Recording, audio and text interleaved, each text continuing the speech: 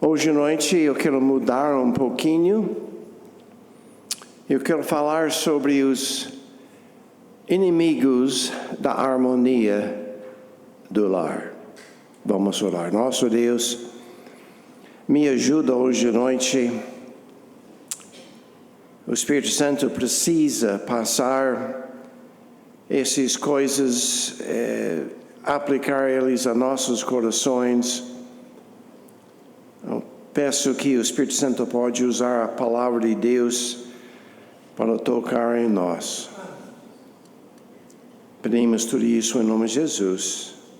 Amém. Vamos abrir nossas Bíblias para Salmo 133. Vai ser versículos 1 a 3. Salmo 133, 1 a 3. Ó quão bom e quão suave é que os irmãos vivem em união. E eu estou aplicando este princípio para o lar. Para relacionamento entre mãe e pai, entre relacionamento dos pais com os filhos. Próximo versículo 2 é meio esquisito. É como óleo precioso sobre a cabeça que desce sobre a barba de Arão, e que desce a hora das suas vestes. Que nojento. Mas nós temos de reconhecer, na época do Velho Testamento, eles não tinham shampoo. Não tinha desodorante, não tinha sabão, que eu saiba. Talvez tinha, mas não tinha chuveiro como nós temos hoje em dia. Então, o óleo era perfumado, era refrescante no calor do dia.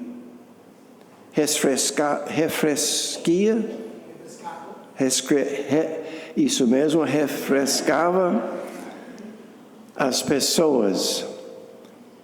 E era uma honra de receber o óleo para ungir as pessoas. Sim, esta é uma certa exageração, mas está dizendo que a união é preciosa, é refrescante. E ele continua no próximo versículo, que desce a hora como o orvalho de Hermon, e como o que desce sobre os montes de Sião. Orvalho, todo mundo tem visto isso de manhã, às vezes. É como a grama está cheia de diamantes. O sol batendo naquelas gotas de água, brilha. E ele está dizendo, ele pega duas montanhas naquela região, que são as duas mais importantes. Hermon ficava no norte, era o mais alto da região. A maior parte do ano tinha neve em cima. Podia ser visto de Jerusalém. Era um monte majestoso. E ele fala sobre o monte de Sião, onde ficava o templo, onde Deus habitava. E ele estava dizendo que a união é algo precioso. E note aqui o que o fim deste versículo fala. Porque ali, quer dizer, na união, onde há união, ali, o Senhor ordena a bênção e a vida para sempre. Se a gente quer um lar abençoado, um lar feliz, e um lar que tem união constante. A palavra vida simplesmente quer dizer união. A vida física é a união do espírito e a alma com o corpo. A vida eterna é a união do Espírito Santo dentro de nós, que vai habitar conosco para sempre. Vida é união, morte é separação. Mas eu quero que ele está dizendo que onde há união é para sempre. É para sempre. A gente é abençoado, a gente tem alguma coisa que é quão suave e quão bom. Deus quer união para nós. Mas há inimigos, há problemas que surgem no lar. E no meu aconselhamento com casais,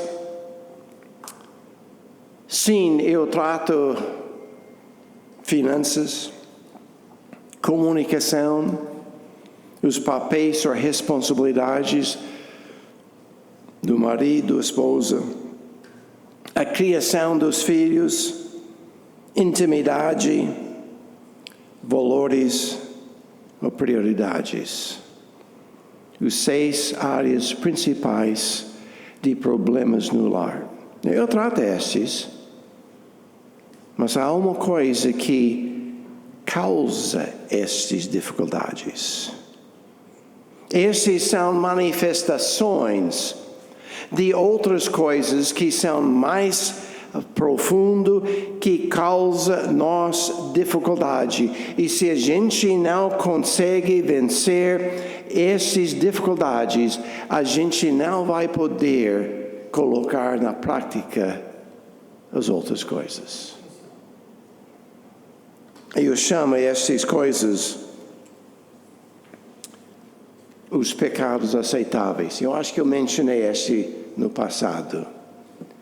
Mas o que eu quero dizer com pecados aceitáveis? Não aceitava Deus, é claro isso. Mas é algum pecado que a gente reconhece que é pecado, está errado. E a gente tem tentado vencer este pecado, sem êxito. A gente começa a perceber que todo mundo tem o mesmo problema.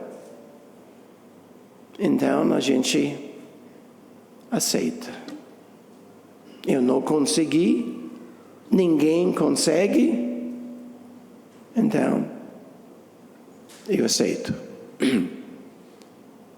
Anos atrás, um certo homem falou comigo que Deus criou ele aí, assim.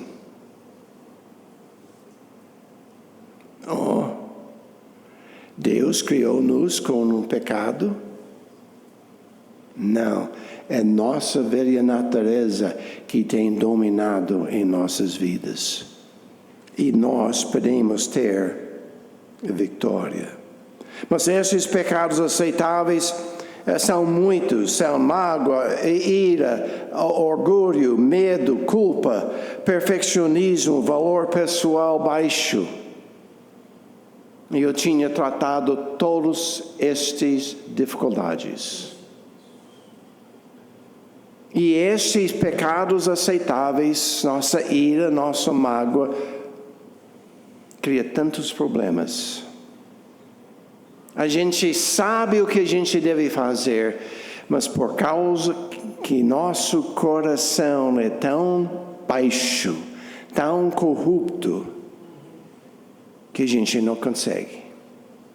Ou a gente vai tentar, gostei daquela mensagem, gostei daquele princípio, e a gente tenta de fazer isso, mas não consegue.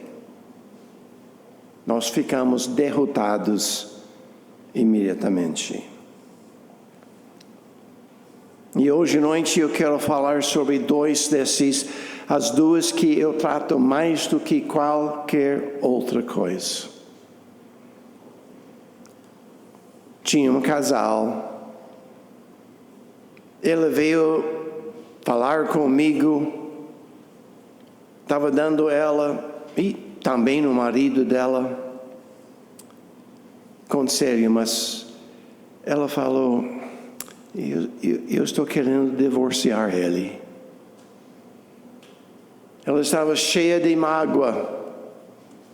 Ele tinha, entre algumas coisas, o problema de ira. E até ele foi mais ou menos expulso da casa. E foi através do meu conselho. Porque tinha tanto conflito dentro do lar. Ele aceitava isso. Ele reconheceu que ele tinha um pecado aceitável e não estava vencendo. E a gente começou a dar conselho para eles. Quando ele estava fora do lar, estava pensando sobre ele voltar. O filho mais velho falou, se ele volta eu vou sair. Tinha tanto conflito. Comecei a dar conselho, inclusive, primeira vez na minha vida que eu dei o conselho para a família inteira. Mãe e pai e 4 filhos. Realmente um filho e 3 moças. Uma moça, o mais velho, já estava no mundo. Eu tentei de recuperar ela, mas ela era tão longe que não queria ajuda. Falou que era um ateu, estava envolvido em espiritismo. Eu não consegui ajudar ela. A gente tem um bom relacionamento, de vez em quando ela vem para a igreja. Mas eu tratei a mágoa dela. Eu tratei a ira dele. Os filhos, ira também, perfeccionismo, valor pessoal baixo.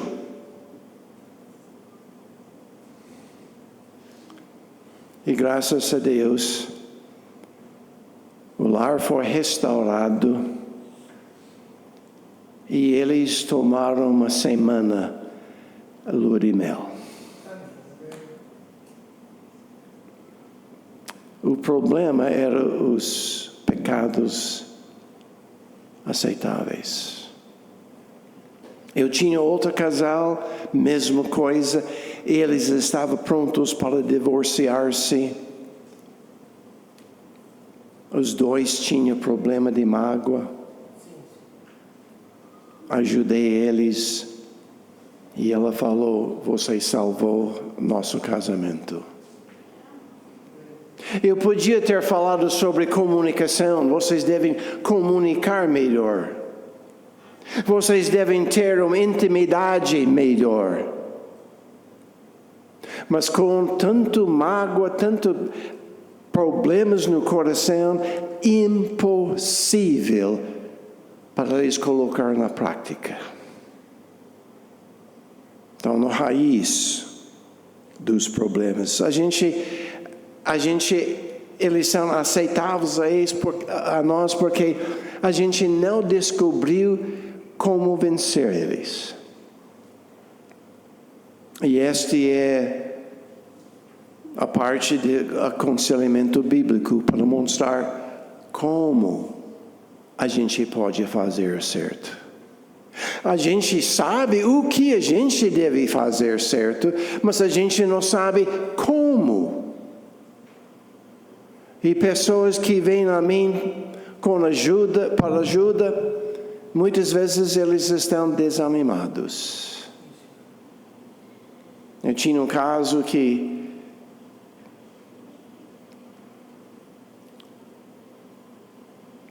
a esposa estava com 6 doenças incuráveis. Sofreu dor 24 horas por dia. Só tomava remédio quando era necessário. Ela tinha 2 ou 3 ataques de pânico por semana. Ela rasgava a mão até sangrar. E o marido tentava parar ela, mas ela não deixou ele. O primeiro contato que eu tinha com este casal, ele falou: a gente foi enganado muitas vezes. Será que você realmente pode nos ajudar? Sim, acredito que eu posso. A palavra de Deus pode nos transformar. E a gente, outras pessoas, eu tentei, eu não sei, não tenho esperança para mim. Eu estou inútil. Meu casamento não tem jeito. Mas graças a Deus tem jeito. Mateus 11, versículo 28, diz: vinde a mim todos os que estáis cansados e oprimidos, e eu vos livrarei. Eu uso este versículo no início, e eu falo com uma pessoa: você se sente cansado e oprimido? Sim. Esse versículo é para você.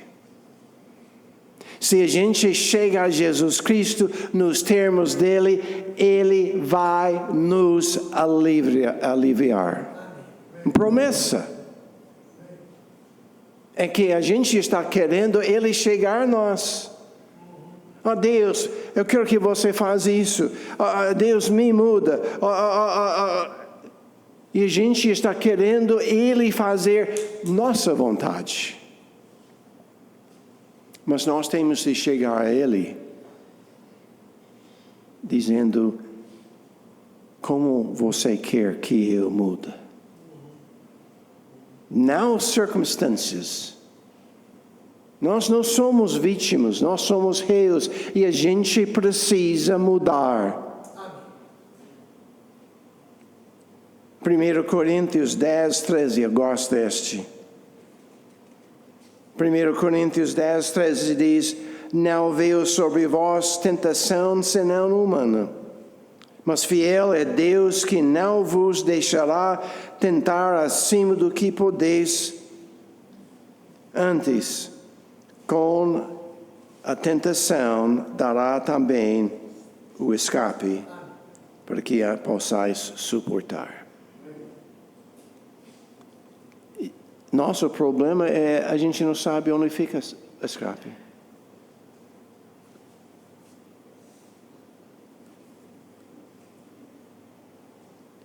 Deus, onde é este escape? Está embaixo da cama? Está no quarto? Armário? No carro? Na igreja? Graças a Deus não é um lugar. É uma condição do coração em que a gente levanta nossa voz a Deus e pede ajuda dele. A gente vai falar sobre isso daqui um pouquinho. Mas há um escape. Deus prometeu este. E a gente só precisa usar este para ganhar a vitória. Há esperança, gente. Filipenses 2, 3. Eu mencionei este ontem à noite. Porque Deus é o que opera em vós, tanto o querer como efetuar, segundo a sua boa vontade. Não é nós, é Ele. Quando a gente chega a Ele, a gente submete a Ele, a gente abre nosso coração a Ele, Ele nos dá o desejo e a capacidade de fazer o certo, fazer a vontade dele. Há esperança. Romanos 12, 2. 1 e 2 é muito importante, mas versículo 2. E não vos conformeis com este mundo, mas transformai-vos pela renovação do vosso entendimento, para que experimentais qual seja a boa, agradável e perfeita vontade de Deus. Como a gente tem uma mente transformada, renovado? Através deste. A gente precisa entender certas coisas, o propósito de Deus em nossas vidas. O que Ele quer para nós. A maneira em que a gente deve comportar-se. E muitas vezes a gente não entende isso. E a gente está tentando fazer tudo conforme a gente aprendeu no mundo. Está dizendo, não seja conformado a este mundo. Mas infelizmente cada um de nós, eu incluindo, tem a pressão do mundo que está tentando nos transformar à sua imagem. Através dos professores na escola, através da televisão, através de literatura, através de nossos pais e parentes e amigos. A gente não percebe como o mundo está nos transformando.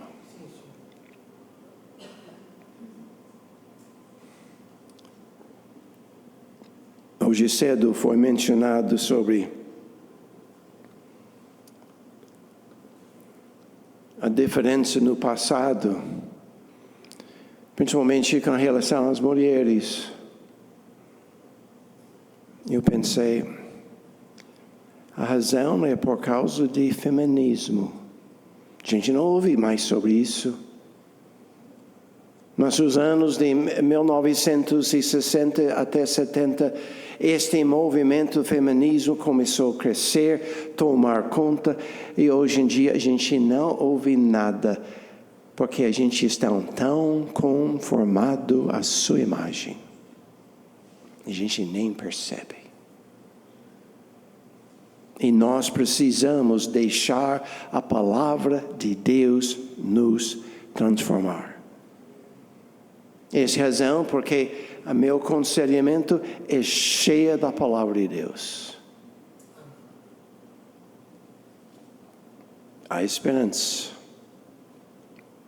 E quando a gente tem nossa mente transformada pela palavra de Deus, a gente pode experimentar a boa, agradável e perfeita vontade de Deus. Se a gente é triste, a gente não está fazendo a vontade de Deus.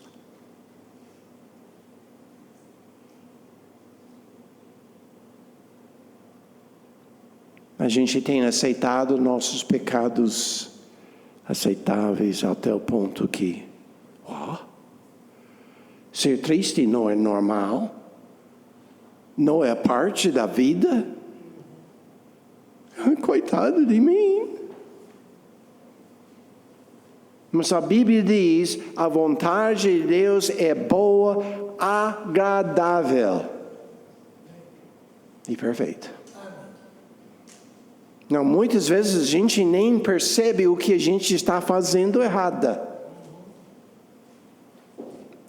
A gente não percebe que a mágoa está nos destruindo, está nos roubando da alegria. A gente não percebe que o medo está nos roubando de alegria. E nós deixamos esses pecados aceitáveis viver em nossas vidas e a gente pergunta: Deus, por que eu não estou feliz?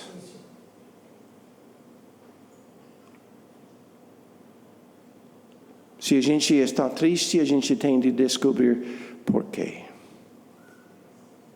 O que eu estou fazendo errado? E buscar a solução. Gente, há esperança. Rapidamente, eu espero rapidamente, quero falar sobre as duas principais, seja com mãe, ou pai, ou filhos, qualquer pessoa. Essas são as duas coisas que eu trato muito mais do que qualquer outra. A mágoa e a ira. Eles são ligados. A mágoa é uma reação negativa a uma coisa que acontece em nossa vida, que a gente pensa que tira nosso deleites ou nosso direito. A gente fica ofendido. A pessoa falou alguma coisa que eu não gostei. Eu estou observando ele fez alguma coisa, talvez não contra mim, mas ele fez alguma coisa e eu não concordo, eu não gosto. Alguém nos machuca fisicamente, não só emocionalmente. Algum bem nosso é roubado, quebrado. Coitado dos nossos filhos, quebram uma coisa. E nós temos os valores completamente errados. Mateus 13, versículo 7. Mateus 13, 7. Desculpe, 18, 7. Mateus 18, 7. Coitado dele. Ai do mundo por causa dos escândalos. Todo mundo conhece isso. E a gente conhece a última parte. Mas ai daquele homem por quem o escândalo vem. A gente sabe isso. Mas a gente ignora o meio do versículo. Porque é mister, é necessário que venha escândalos. Eu não gostei, essa é a primeira vez que eu vi. É necessário que eu seja ofendido. É necessário que eu sofra confrontos, dificuldades, tribulações. É necessário. Por quê? Para que eu possa tornar-se mais como Cristo. E o mais que eu torno-se com Cristo, o mais que eu posso realizar a vontade de Deus, que é boa, agradável e perfeita. Eu necessito escândalos. A gente não gosta disso. Este vai contra nosso carne, nosso ser. Nós estamos tão cheios de orgulho que, eu mereço ser amado, eu mereço ser obedecido, eu mereço ser respeitado, eu mereço que minhas coisas são respeitadas.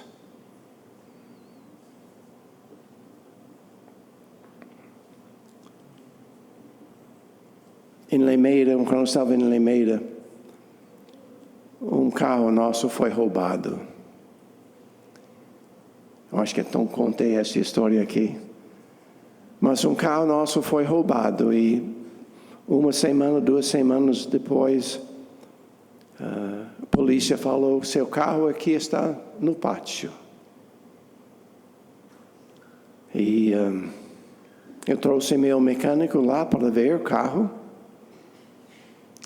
e descobriu que estava sem motor. estava sem câmbio, o painel na frente sumiu. Eu não me lembro se o retrovisor estava ainda lá. Graças a Deus, os pneus estavam ainda intactos. Carecas, mas ainda lá. E meu mecânico, ele ficou bravo. Quase xingou. Ele quase xingou esses ladrões. Não é meu carro, é o carro de Deus. Se ele quer alguém usar meu carro, tudo bem. E eu tinha paz de coração. E ele estava lá. Eu estava no coração rindo dele. É meu carro. Se alguém vai ficar bravo, deve ser eu. Você não tem direito a ficar bravo. É meu carro. Eu não estou bravo. Porque o carro foi entregado, os meus bens foram entregados nas mãos de Deus. Foi um escândalo? Sim. Mas eu precisava para que eu podia tornar-se mais como Cristo. E ter os valores eternos e não a segurança das coisas materiais. Lucas 17:1. Lucas 17:1. E disse aos discípulos: é impossível que não venha escândalos, mas ai daquele por quem vieram. A gente sempre lembra a última parte. Ai daquela pessoa que me ofende. Deus vai pegar nele. Não me ofende, não. Mas aqui está dizendo: é impossível que não venha escândalos, problemas, ofensas. Porque a gente precisa. Aceitar é crescimento espiritual. No lar, nós vamos ter conflitos. É inevitável. Deus quer que nós tenhamos conflitos no lar.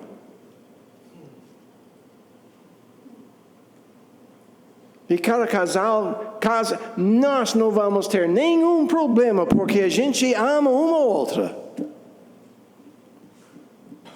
E na lua de mel, ela descobre o chulé dele.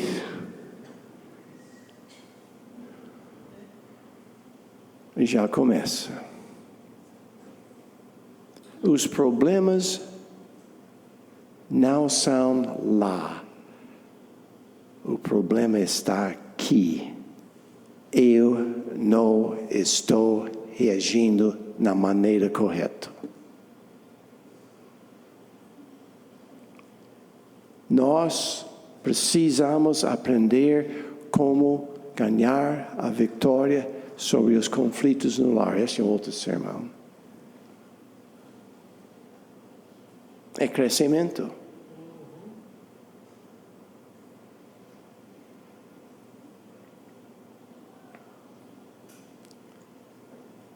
O problema é que a gente quer nossa vontade ser feito em tudo. Nós não queremos a vontade de Deus ser feito. A gente não quer perdoar outra pessoa. Quando a gente está ofendido, a mágoa cresce.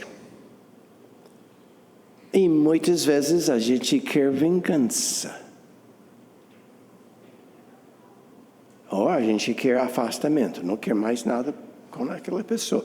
Ou eu não quero nada mal acontecer com ele, mas eu quero que sabe que ele me machucou.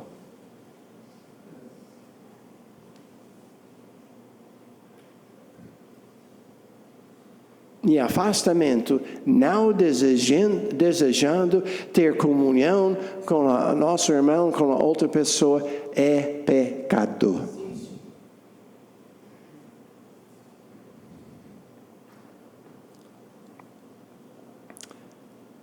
Mateus 6, versículo 14. Este vem logo após o que a gente chama oração Pai Nosso. E no meio desta oração, tem a frase que diz, se eu posso ler aqui, e perdoa-nos as nossas ofensas, assim como nos perdoardes as nossas ofensas, nossas dívidas. Amém. E nossa mente para aí. A gente não continua cientemente lendo o próximo. Porque se perdoardes aos homens as suas ofensas, também vosso Pai Celestial vos perdoará a vós. Próximo versículo. Se, porém, não perdoardes aos homens as suas ofensas, também vosso Pai vos não perdoará as vossas ofensas.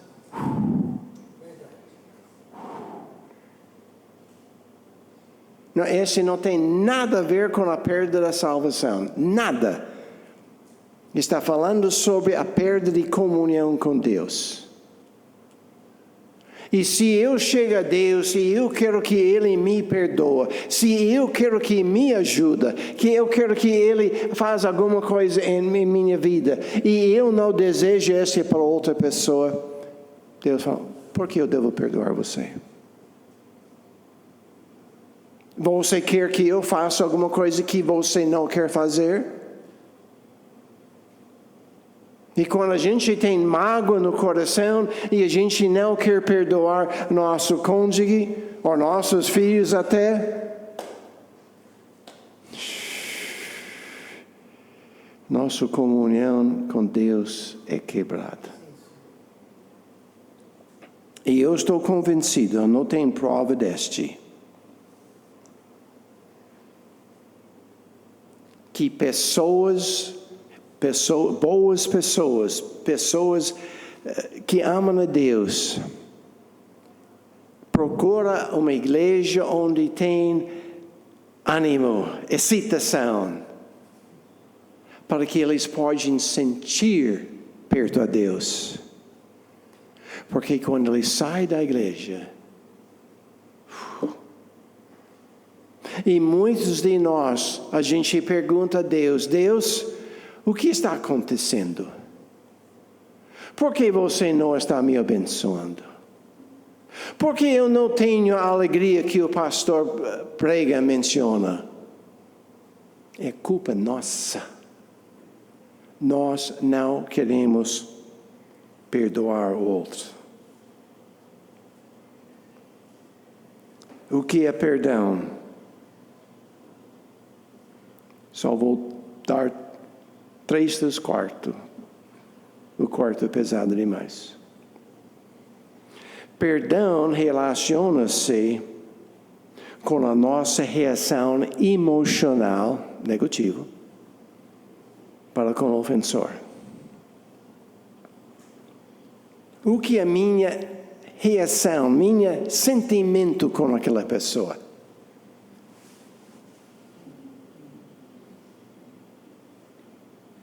O que a gente pensa quando a gente veja aquela pessoa, ou pensa daquela pessoa?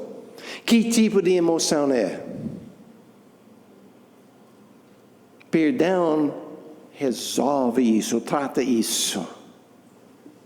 Perdão trata a ideia de transferir para Deus a responsabilidade de impor qualquer punição ou pensão que ele acha melhor. A gente está dizendo a Deus, eu largo a mão. Eu vou fazer meu parte para tentar amar Ele.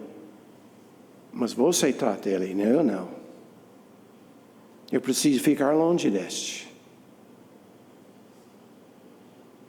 E a gente entrega a Deus o tratamento dele, mas muitas vezes, não.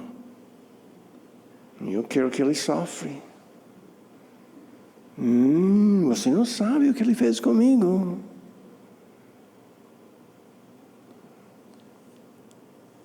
E a terceira coisa, é desejar o bem para Ele. Não somente entregando a Deus, você pode fazer com Ele o que quiser, pode corrigir Ele, pode abençoar Ele, eu não importa. Mas vai além de Deus, eu quero que Ele seja abençoado. Mateus 6, 44.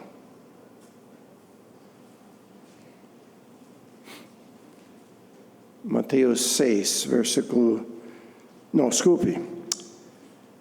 Mateus 5, 44, desculpe.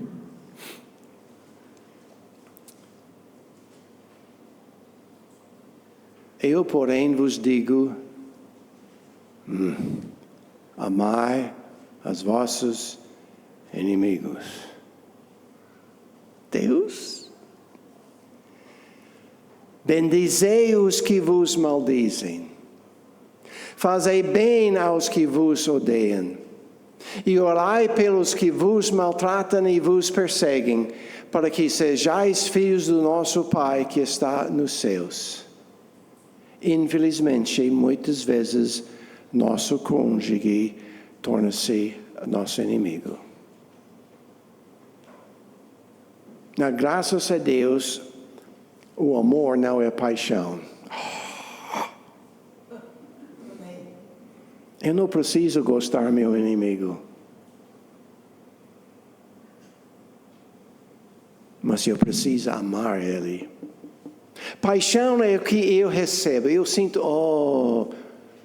sinto bem do que outra pessoa me dá. Como eu sinto na presença dessa pessoa. Como eu estou feliz com o que essa pessoa faz em relação a mim. O amor, eu quero o bem do outro. Eu quero que a pessoa seja bendizado.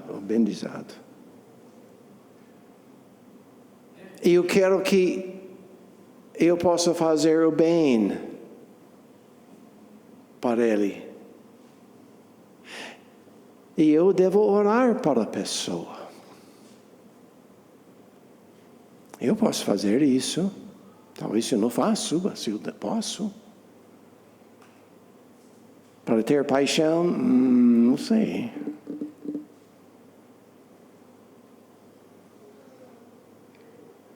Mas quando a gente fica ofendido, amagoado,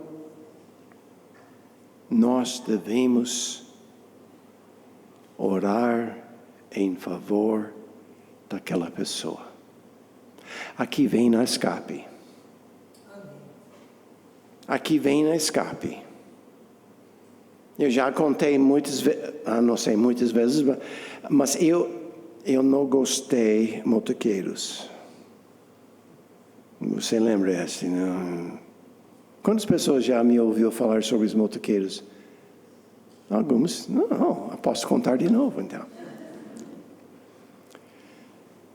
Mas eu tinha um problema sério em Londrina com os motoqueiros. Eu estava lá parado no semáforo e aqui vem o motoqueiro e parou em frente de mim. Esse foi antes dos dias que eles colocou aquela faixa, né? Agora eles têm uma faixa e está permitido. Mas esse era antes. Gente, eu era o primeiro. Eu tinha o direito de passar primeiro. E olha esse cara. Ele chega bem em frente de mim. Pelo menos 2 vezes, só por um segundo.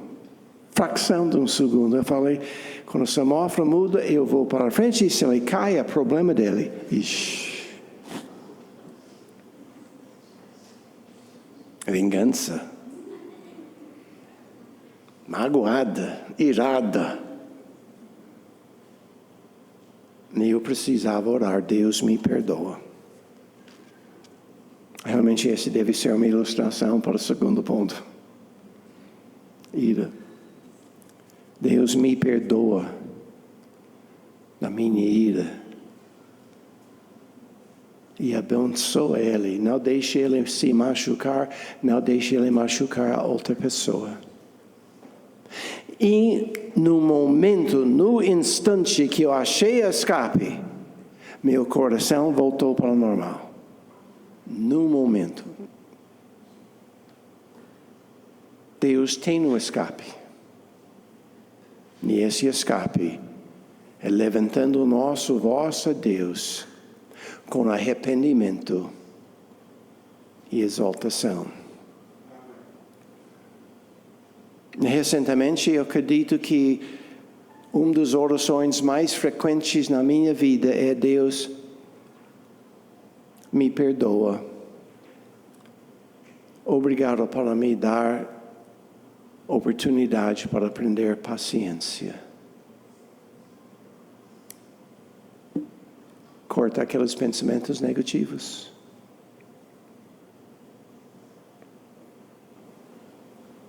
Ira. Só rápido, eu gastei tanto tempo demais aqui, mas a gente tem até meia-noite. Nem quero olhar no relógio. Desculpa, rápido. Eu vou tentar ser rápido. Vou tentar. Não prometo nada. Tiago capítulo 1. Não, desculpe. Tiago capítulo 4, versículo 1. De onde vêm as guerras e pelejas entre vós? No lar? Porventura não vem disso a saber dos vossos deleites, que nos vossos membros guerrearam? Cobiçais e nada tendes. Mateis e sois invejosos. Mateis aqui a ter aquela ira. E nada podeis alcançar. Combateis e guerreis e nada tendes, porque não pedis. Coitado dele. Pedis e não recebeis, porque pedis mal, para o que gastardes em vossos deleites. Há uma diferença de orar e dizer a Deus: resolve este problema para mim. Eu quero que você me mude para que eu possa gostar de alguma coisa. Para que eu possa sentir amada. Para que...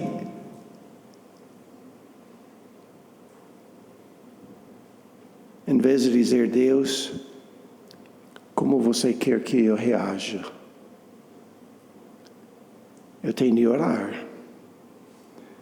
Me perdoa. Este medo, me perdoa. Eu não estava confiando no Senhor. Obrigado, Deus, por me dar uma oportunidade de confiar cada vez mais no Senhor.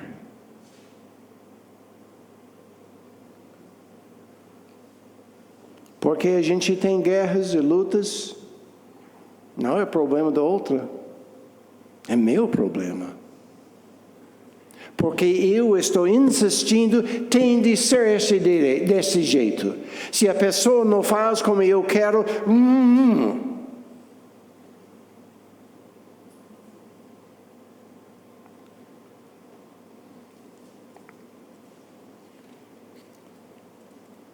1 Pedro, capítulo 3, versículo 15.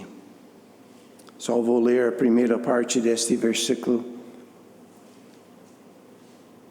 Antes, santificai ao Senhor Deus em vossos corações. O restante a gente conhece muito bem. Mas antes, santificai ao Senhor Deus em vossos corações. Mostra o versículo antes disso, o versículo 14. Mas também, se padecerdes, sofre dano, perseguido, por amor de justiça, sois bem-aventurados. E não temeis com medo deles, nem vos turbeis. Próximo versículo. Antes de sofrer, nós devemos preparar nosso coração. Nós devemos santificar ao Senhor Deus em nosso coração. O que quer dizer isso? Santificar é separar.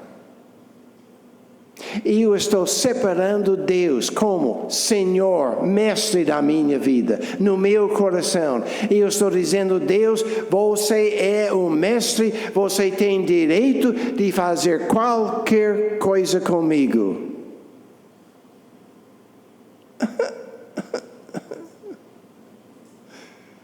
Qualquer coisa. Deus, eu não vou gostar. Eu sei. Você vai estragar minha vida. Por que a gente faz isso? Porque a gente não confia nele. A gente insiste em nossos deleites. A gente insiste em nossa vontade.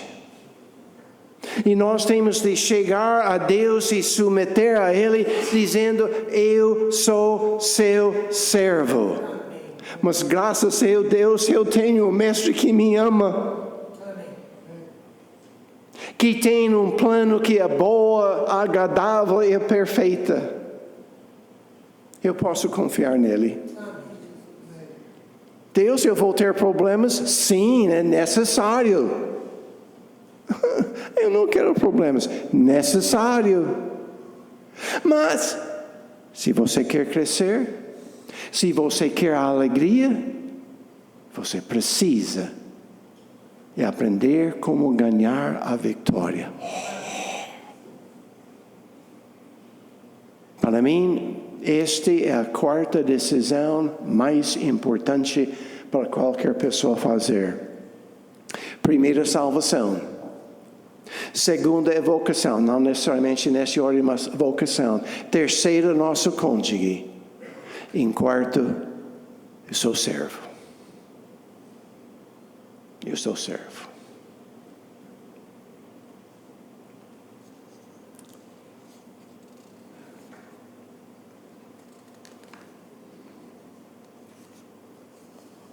Romanos 8, 28, a gente termina com este.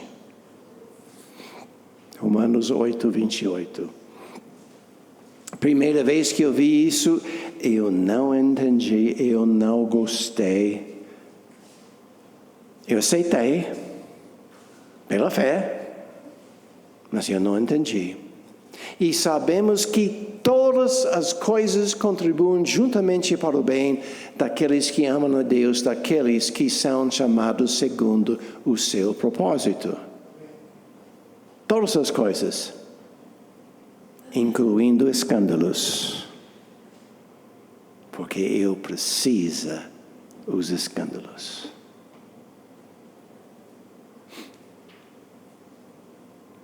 E quando a gente peça a Deus, Deus me ajuda a reagir na maneira certa. E quando a gente percebe que a gente está reagindo na maneira errada, ó Deus, me perdoa, Deus abençoa. A gente pode ganhar a vitória. Leva tempo. Leva tempo. Eu tinha dois homens na minha vida em que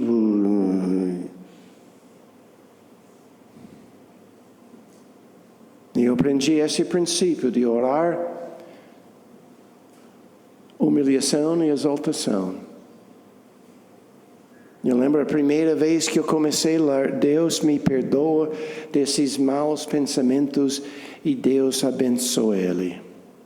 Amém. Voltou aqueles pensamentos negativos. Eu precisava orar segunda vez. Amém. Talvez 10 segundos passou. Voltou. Eu não sei quantas vezes eu precisava orar diariamente durante as primeiras semanas. Mais ou menos um ano passou, eu pensei comigo, será que eu orei para ele hoje? Não. Eu não podia lembrar quando eu tinha orado para ele. Mas levou tempo. A gente não ganha a vitória de um dia para o outro, porque a gente tem um hábito enraizado em nossas vidas. E a gente reage automaticamente. Então nós temos de criar uma nova hábito. Deus me perdoa. Abençoa, exalta. E com o tempo, a gente ganha a vitória. Eu tinha problemas com mágoa na minha vida. Eu tinha problemas com ira na minha vida. Eu acredito que eu tinha vencido. Para a honra e glória dele. Não porque eu mais esperto, mais espiritual, mas porque eu submeti a ele. E eu falei para ele, Deus, você pode mandar para mim o que quiser. Foi difícil? Não. Mas por causa de submetendo a ele, reconhecendo o meu pecado e pedindo perdão e glorificando ele ou exaltando outra pessoa, com o tempo eu tinha ganhado a vitória. E vocês podem também, graças a Deus. Nós temos problemas no lar? Amém. É uma oportunidade para nós crescer e vencer em Cristo. E quando a gente trabalha juntos, fica alguma coisa gloriosa. Eu posso amar o feio. Eu posso amar a pessoa que não me gosta. E eu posso ganhar a vitória no lar. Não depende dos outros, do outro. Mas quando os dois estão cooperando, é fantástico. Vamos tentar reconhecer os pecados aceitáveis em nossa vida e dizer, Deus me ajuda a aprender como ganhar a vitória.